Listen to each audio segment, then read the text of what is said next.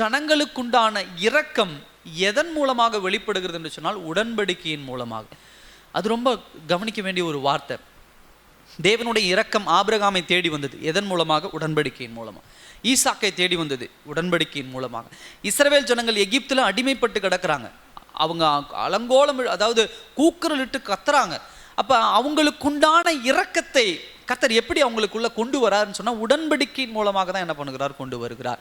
இன்றைக்கும் கர்த்தர் நம்முடைய வாழ்க்கையிலே ஒரு ரட்சிப்பை, ஒரு மீட்பை எதன் மூலமாக கொண்டு வருகிறான்னு சொன்னால் உடன்படிக்கையின் மூலமாக தான் கொண்டு வருகிறார். என்ன உடன்படிக்கை? இயேசு கிறிஸ்துவினுடைய ரத்தம்ங்கிற உடன்படிக்கையின் மூலமாக தான் நம்முடைய வாழ்க்கையிலும் என்ன பண்ணுகிறார்? அந்த ரட்சிப்பை என்ன பண்ணுகிறார்? கொண்டு வருகிறார். ரெண்டாவது ஒரு காரியம் என்ன அப்படின்னு சொன்னால், ஒரு எவர்லாஸ்டிங் கவனன்ட், ஒரு நித்திய உடன்படிக்கை இயேசு கிறிஸ்துவின் மூலமாக கர்த்தர் என்ன பண்ணுகிறார்? கொண்டு வருகிறார்.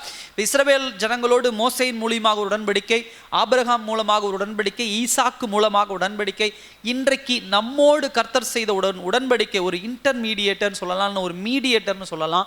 நமக்கு ஒரு நடுவில் ஒரு ஆளை வச்சு தான் பண்றார்.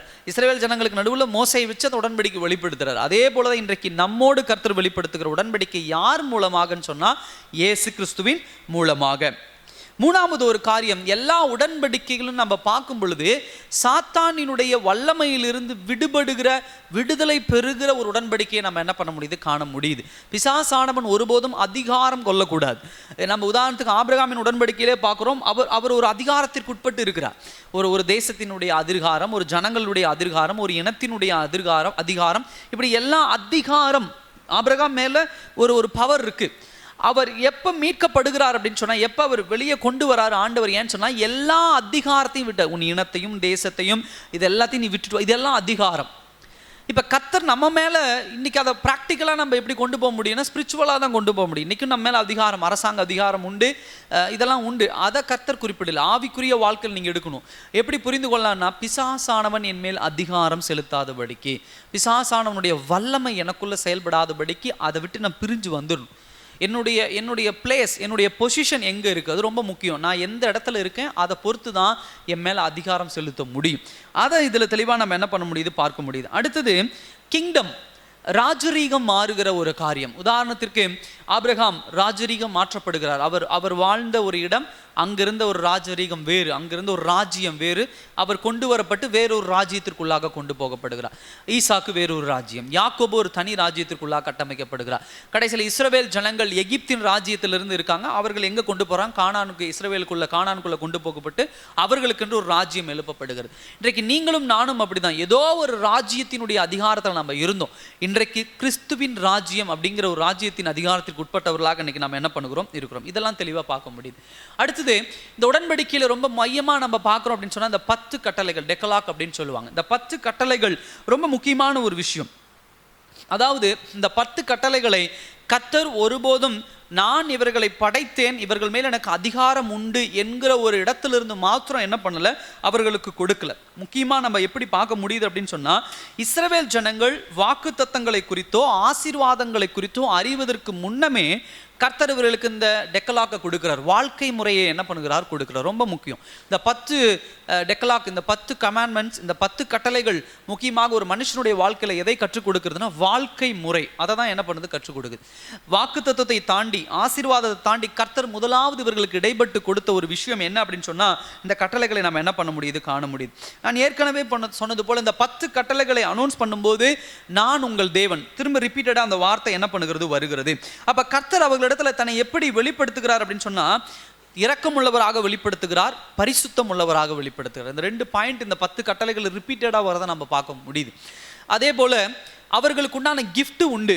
அவர் இரக்கம் உள்ளவராக அவற்றிலிருந்து நம்ம என்ன பெற்றுக்கொள்ள முடியும், என்ன பரிசு நம்ம பெற்றுக்கொள்ள முடியும், காணான்கிற ஒரு பரிசு அவர்களுக்கு உண்டு. அப்போ இதையும் தெளிவாக இந்த கட்டளைகள் மூலியமாக நம்ம என்ன பண்ண முடியுது? நம்ம காண முடிகிறது. அது மாத்திரமல்ல, ஒரு ரெஸ்கியூ நம்ம பார்க்குறோம். அவங்ககிட்ட இருந்து கர்த்தர் விடுவிக்கிற ஒரு விஷயம். விடுவித்த உடனே கர்த்தர் அவங்களை என்ன பண்ணல? கட்டளைக்குள்ளாக கொண்டு போகல. எப்போ இஸ்ரவேல் ஜனங்கள் எகிப்திலிருந்து வெளியே வந்தாங்க உடனே இந்த 10 கட்டளை பிடி அப்படின்னு சொல்லலை. அது ஒரு டைம் எடுக்குது, ஒரு டைம் பீரியட் எடுக்குது. மறுபடியும் வனாந்திரத்தில் கொஞ்சம் தூரம் பயணப்பட்டு போகிறாங்க. ஆசீர்வாதங்களை, மன்னாவை கொடுக்குறாரு, அதே போல் காடைகளை கொடுக்குறாரு, வனாந்திரத்தில் ஒரு வாழ்க்கை முறை அவங்களுக்கு கற்றுக் கொடுக்குறாரு. இதெல்லாம் முடிஞ்சு தான் சீனாய் மலை கிட்ட வரும்பொழுது அந்த உடன்படிக்கை அவர்களுக்கு என்ன பண்ணுறது? வெளிப்படுவதை நம்ம என்ன பண்ண முடியுது? பார்க்க முடியுது. அது மாத்திரமல்ல, கிருபை. கிருபையை நம்ம எப்படி எடுத்துக்கிறோம் அப்படின்னு சொன்னால், கர்த்தர் கொடுக்குற விஷயத்தை நம்ம கிருபையாக எடுத்துக்கிறோம்.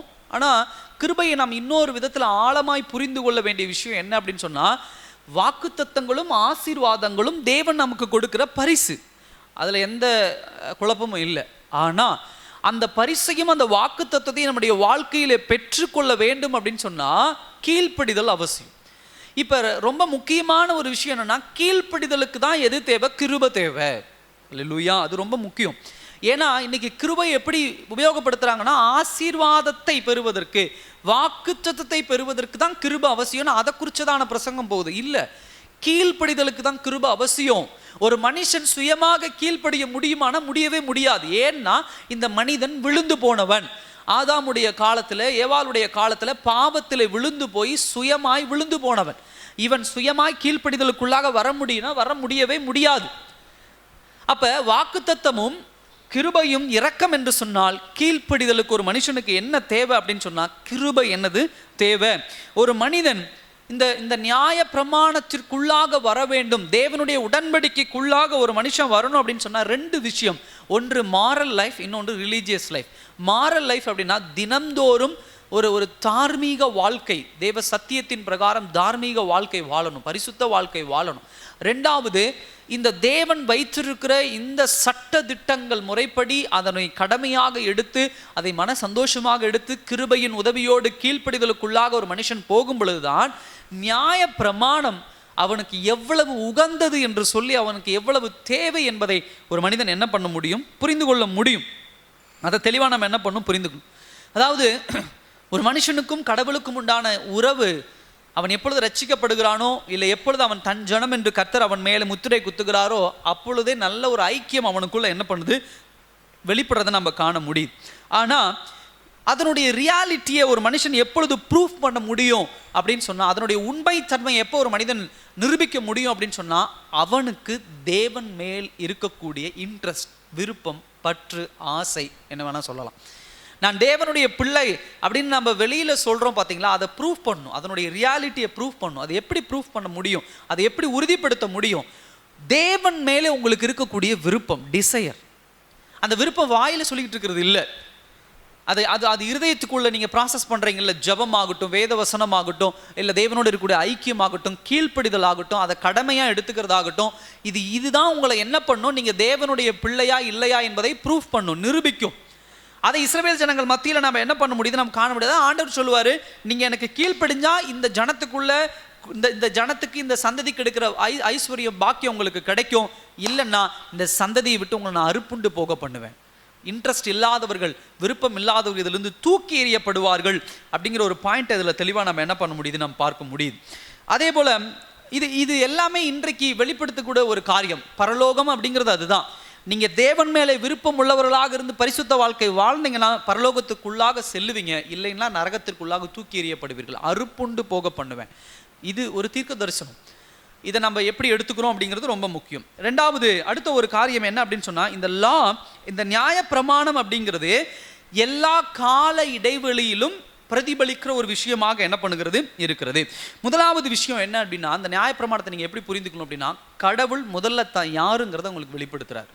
நம்ம பார்க்குறோம், நான் ஆபிரகாமின், ஈசாக்கின், யாக்கோபின் தேவன் அப்படிங்கிறத முதல்ல அவங்களுக்கு, இந்த இஸ்ரவேல் ஜனங்களுக்கு என்ன பண்ணுறார்? வெளிப்படுத்துறார். தான் யார் அப்படிங்கிறத வெளிப்படுத்துகிறார். ரெண்டாவது, அவர் எப்படிப்பட்ட பொசிஷனில் இருக்கிறார், அவர் எந்த இடத்துல இருக்கிறார்? கிவர், கொடுக்கிற இடத்துல இருக்கிறார். வாழ்க்கை, ஆசீர்வாதம், வாக்கு தத்தங்கள், இது எல்லாமே இப்போ 2 பொசிஷனை கர்த்தர் வெளிப்படுத்திட்டார். தான் யாருங்கிறதையும் வெளிப்படுத்திட்டாரு, நான் எந்த பொசிஷனில் இருக்குங்கிறதையும் வெளிப்படுத்திட்டார். மூணாவது, இப்போ தான் கடவுளுடைய எதிர்பார்ப்பை வெளிப்படுத்துறாரு. நியாய பிரமாணத்தை, லாவை கொடுத்து கீழ்ப்படிதல். இந்த 3 பாயிண்ட்டை நீங்கள் எல்லா டிஸ்பென்ஷன், அதாவது எல்லா கால இடைவெளியிலும் பொருத்தி பார்க்கலாம். எல்லா கால இடைவெளியிலும் இந்த 3 பாயிண்ட் இல்லாமல் கர்த்தர் தன்னை என்ன பண்ண மாட்டார்? ஒருபோதும் வெளிப்படுத்த மாட்டார். கடவுளை நீங்கள் புரிந்து கொள்ள முடியாது. அவர் கடவுளாக பார்க்குற சில பேர், அவர் கொடுக்கிறவராக பார்க்குற சில பேர், கீழ்ப்படிதல் அப்படிங்கிற ஒரு பாயிண்ட்டை மிஸ் பண்ணிடுவாங்க. அது இல்லாமல் கிடையாது. அதை தெளிவாக நம்ம என்ன பண்ண முடியுது? பார்க்க முடியுது. இப்போ நீங்கள் நல்லா கவனிச்சிங்கன்னா, இஸ்ரவேல் ஜனங்கள் ஆசீர்வாதத்தை கிருபையால் கர்த்தர் அவங்களுக்கு இரக்கத்தால் கொண்டு வராருன்னா, விசுவாசத்தினால் அவர்கள் என்ன பண்ணணும்? பெற்றுக்கொள்ளணும். Faith is so important. விசுவாசம்ங்கிறது ரொம்ப முக்கியம். பரலோக ஆசீர்வாதத்தை நீங்கள் இங்கிருந்து பரிசுத்தத்தோடு பயணம் பண்ணும் பொழுதுதான் அதை சுதந்திரிக்க முடியும். உதாரணத்திற்கு இஸ்ரவேல் ஜனங்கள் எகிப்திலிருந்து கானானுக்கு போறதுல விசுவாசத்தோடு கீழ்ப்படிதலோடு பயணப்பட்டிருந்தாங்கன்னா அவங்க கானான் போய் சேர்ந்திருப்பாங்க.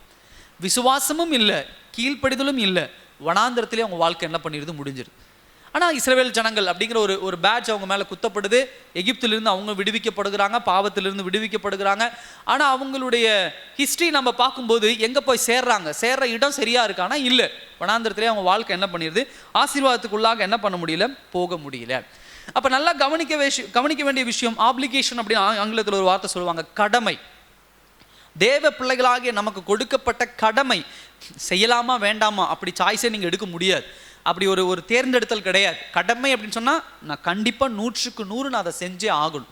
அப்போ எனக்கு கொடுக்கப்பட்ட கடமை, கிறிஸ்தவ வாழ்க்கையில் எனக்கு கொடுக்கப்பட்ட கடமை என்ன அப்படின்னு சொன்னால் தேவனுக்கு கீழ்ப்படிதல். அதிலிருந்து நான் பின்வாங்கவே கூடாது.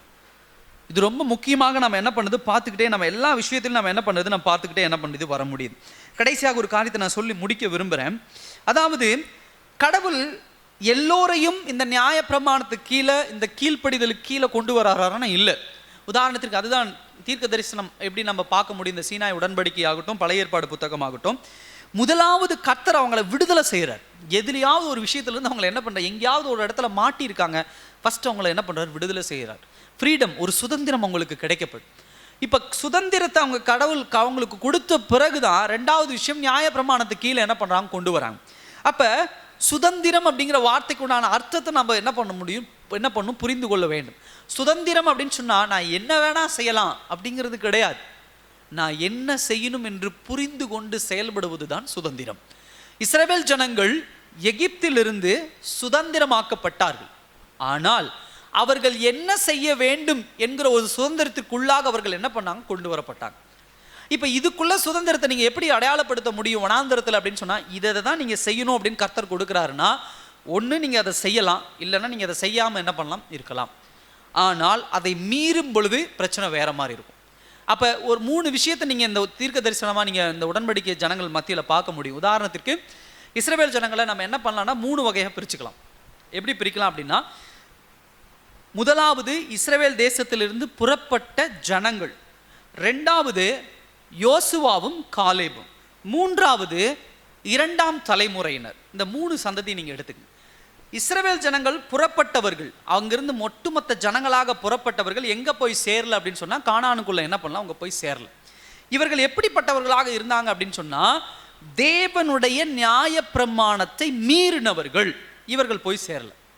ரெண்டாவது பேட்ச் யோசுவாவும் காலேபும், இவர்கள் மாத்திரம்தான் முதல் தலைமுறையினராக அங்கிருந்து புறப்பட்டவங்க கானான் போனாங்க. ஏன் போனாங்கன்னா அவர்கள் தேவனுடைய நியாய பிரமாணத்திற்கு கீழ்ப்படிந்தார்கள்.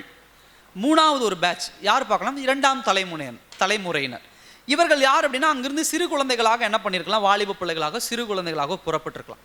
இவர்கள் எப்படிப்பட்டவர்களாக இருந்தாங்க அப்படின்னு சொன்னால், இந்த நியாய பிரமாணத்தை குறித்தான ஒரு தெளிவான விளக்கம் அவங்களுக்கு புரிஞ்சிருக்கலாம், புரியாமல் இருக்கலாம்.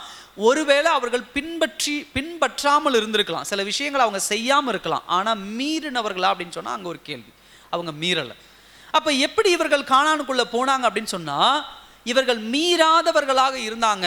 தேவ வசனத்தை கடைபிடிக்கல, ஆனால் தேவ வசனத்தை மீறலை. 2 விஷயம் உண்டு.